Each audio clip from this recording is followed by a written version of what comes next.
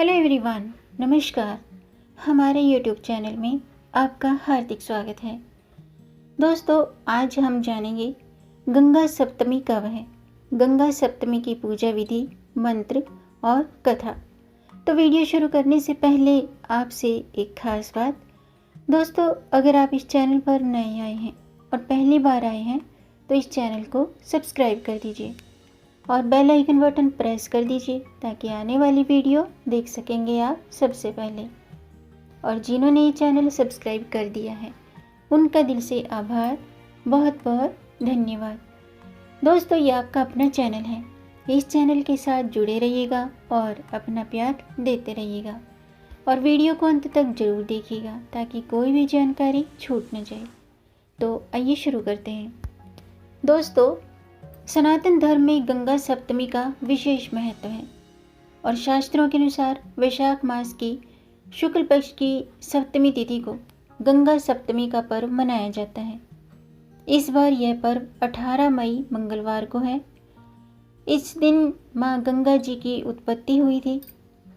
इस दिन को गंगा सप्तमी के नाम से जाना जाता है और जिस दिन गंगा जी धरती पर अवतरित हुई थी उस दिन को गंगा दशहरा भी कहते हैं। इस पावन दिन पर गंगा नदी में स्नान किया जाता है और विधि विधान से पूजा की जाती है।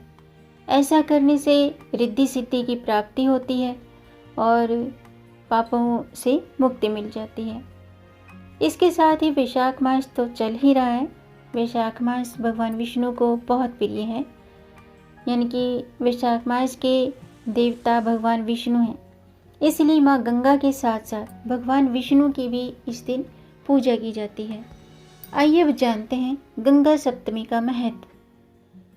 दोस्तों, गंगा सप्तमी के दिन गंगा नदी में स्नान करने से सभी पाप धुल जाते हैं। लेकिन अब की बार कोरोना की वजह से लॉकडाउन लगा हुआ है तो आप गंगा स्नान तो नहीं कर सकेंगे, लेकिन घर पर ही नहाने वाले जल में गंगा जल मिलाकर स्नान कर लीजिएगा। गंगा स्नान करने से मनुष्य को सभी दुखों से मुक्ति मिलती है। माँ गंगा को मोक्षदायिनी भी कहा जाता है। इसीलिए इस दिन पूजा अर्चना करने से मनुष्य को मोक्ष की भी प्राप्ति होती है और कुंडली में मौजूद अशुभ प्रभाव से मुक्ति मिल जाती है। माना जाता है कि जीवनदायिनी गंगा के दर्शन मात्र से सभी परेशानियों से मुक्ति मिल जाती है। इस दिन को माँ गंगा के पुनर्जन्म के दिन भी माना जाता है, यानी कि माँ गंगा के पुनर्जन्म का दिन माना जाता है। इसीलिए इसे कई स्थानों पर गंगा जयंती के रूप में भी मनाया जाता है। इस दिन दान पुण्य के कार्यों को करने से मनुष्य को उसका फल कई जन्मों तक मिलता रहता है। आइए अब जानते हैं गंगा सप्तमी की पूजा विधि। दोस्तों, गंगा सप्तमी के दिन गंगा में स्नान करने का विधान है, लेकिन कोरोना महामारी के कारण आप इस दिन नहाने के पानी में, यानी कि घर पर ही नहाते समय नहाने के पानी में गंगा जल मिलाकर भी स्नान कर सकते हैं। स्नान करते समय माँ गंगा का ध्यान करें और उनके मंत्रों का जाप भी कर सकते हैं। स्नान आदि के बाद माँ गंगा मैया की प्रतिमा का पूजन कर सकते हैं। इसके लिए माँ गंगा को सफ़ेद या फिर लाल रंग के वस्त्र पहनाएं। इसके बाद सिंदूर और चावल लगाएं, यानी कि अक्षत अर्पित करें। फिर माँ गंगा की धूप दीप से आरती उतारें और भोग लगाएं। इसके बाद आप गंगा चालीसा का पाठ कर सकते हैं या गंगा स्तुति भी कर सकते हैं। इस दिन दान पुण्य करना बहुत ही शुभ माना गया है, यानी कि अपने सामर्थ्य के मुताबिक आप ज़रूरतमंद व्यक्तियों की मदद करें, दान पुण्य करें। इस दिन आप मंत्र का जाप भी कर सकते हैं। गंगा सप्तमी के दिन आप इस मंत्र का जाप कर सकते हैं। मंत्र इस प्रकार है: ओम नमो गंगाए विश्वरूपिणे नारायणे नमो नमः। इस मंत्र का जाप करना बहुत ही उत्तम माना जाता है। माँ गंगा की कृपा प्राप्त होती है। आइए अब मैं गंगा सप्तमी की कथा शुरू करती हूँ, आप भी ध्यान से सुनिएगा। राजा भागीरथ नाम का एक प्रतापी राजा था। उन्होंने गंगा को धरती पर लाने के लिए ठान ली थी और इसके लिए उन्होंने गंगा जी की कठोर तपस्या की। तपस्या से प्रसन्न होकर गंगा मैया स्वर्ग से धरती पर आने के लिए तैयार हो गई। उन्होंने भागीरथ से कहा कि अगर मेरी जलधार सीधे स्वर्ग से धरती पर गिरेगी तो धरती उसका वेग सहन नहीं कर पाएगी और चारों तरफ जलमय हो जाएगा। यह सुनकर भागीरथ सोच में पड़ गए और इसके लिए उन्होंने भगवान शिव की तपस्या शुरू कर दी। भागीरथ की तपस्या से प्रसन्न होकर भगवान शिव ने दर्शन दिए और वर मांगने को कहा। भागीरथ ने अपनी समस्या भगवान शिव को बता दी। गंगा जैसे ही स्वर्ग से धरती पर गिरी तो भगवान शिव ने पहले अपनी जटाओं में उनको कैद कर लिया और फिर जटा से एक धारा पोखर में छोड़ दी। वहाँ से गंगा की 7 धारा प्रवाहित हुई। इस प्रकार भागीरथ धरती पर गंगा को ले आई और युगों युगों तक बहने वाली गंगा लोगों के लिए जीवन दान बन गई। ये थी गंगा मैया की कथा। दोस्तों, भारत में सदियों से लोगों के मन में गंगा जल के प्रति आस्था बरकरार है।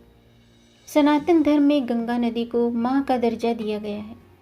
इसलिए भक्त अपने घर को पवित्र करने के लिए गंगा जल अपने घर में रखते हैं। आप भी रखते होंगे। गंगा का जल मोक्ष प्रदान करने वाला है और पूजा अर्चना, शुद्धिकरण, अभिषेक, कई धार्मिक अनुष्ठानों में इसका प्रयोग किया जाता है। बिना गंगा जल के कोई धार्मिक अनुष्ठान पवित्र नहीं माना जाता है। लेकिन क्या आपको घर में गंगा जल रखने के नियमों के बारे में मालूम है, जिनका पालन न करने पर अपवित्र भी हो जाता है? तो अब मैं आपको गंगा जल से जुड़ी कुछ नियमों के बारे में बता रही हूँ। आप भी इन बातों का ध्यान रखिएगा। नंबर 1, इस पात्र में भूल कर भी न रखें गंगा जल। जी हाँ दोस्तों, गंगा जल को भूल कर भी प्लास्टिक की बोतल में या फिर डिब्बे में नहीं रखना चाहिए। प्लास्टिक में रखा गंगा जल पूजा के लिए अशुद्ध माना जाता है। गंगा जल को हमेशा तांबे, चांदी या फिर मिट्टी या फिर कांसे के पात्र में ही रखना चाहिए। इन पात्रों में गंगा जल रखने से वो हमेशा शुद्ध रहता है। नंबर 2, पाप के भागीदार बनते हैं वो लोग जो इस बात का ध्यान नहीं रखते हैं। यानी कि गंगा जल को भूल कर भी उस दिन हाथ ना लगाएं जिस दिन आपने अल्कोहल का सेवन किया हो या नॉनवेज यानी कि मांस मदिरा का सेवन किया हो। उस दिन आप भूल कर भी गंगा जल को हाथ नहीं लगाएं। साथ ही उस कमरे में भी गंगा जल को ना रखें जहां आप इन चीज़ों का सेवन कर रहे हों। ऐसा करने से ग्रह दोष तो लगता ही है, साथ में पाप के भागीदार भी बनते हैं। इसके अलावा नंबर 3 ये है कि इस तरह लगता है ग्रह दोष। यानी कि दोस्तों, जब भी गंगा जल का प्रयोग करना हो तो सबसे पहले अपने हाथ से आप अपने हाथ अच्छे से साफ कर लें, नहा धोकर शुद्ध हो लें। इसके बाद गंगा मैया को या गंगा जल को प्रणाम करें। गंगा मैया का ध्यान करके इसका उपयोग करना चाहिए। गंदे हाथ से गंगा जल स्पर्श करने पर ग्रह दोष लगता है। नंबर 4, ऐसे जगह पर गंगा जल नहीं रखना चाहिए। दोस्तों, गंगा जल को कभी भी ऐसे स्थान पर नहीं रखना चाहिए जहां अंधेरा हो। घर की बुरी शक्तियां, नज़र दोष और नकारात्मक ऊर्जा से बचाए रखने के लिए हर दिन घर के चारों ओर गंगा जल का छिड़काव अवश्य करना चाहिए। लेकिन गंगा जल को हमेशा ऐसे स्थान पर रखना चाहिए जहां पर उजाला हो। नियमों के मुताबिक आपको गंगा जल इस दिशा में रखना चाहिए। दोस्तों, गंगा जल को रखने के लिए सबसे शुद्ध स्थान घर का मंदिर माना गया है और मंदिर में गंगा जल ईशान कोण में रखें। यह धार्मिक दृष्टि से धार्मिक कार्यों के लिए सर्वोत्तम मानी जाती है। ये वाली दिशा यानी कि ईशान कोण पूजा पाठ के लिए, धार्मिक कार्यों के लिए सबसे बेस्ट होती है ये दिशा। ऐसा करने से घर की सारी नकारात्मक ऊर्जा, नेगेटिविटी बाहर चली जाएगी और घर में पॉजिटिविटी ऊर्जा प्रवेश होगी। मंदिर के साथ साथ गंगा जल की भी डेली पूजा करनी चाहिए।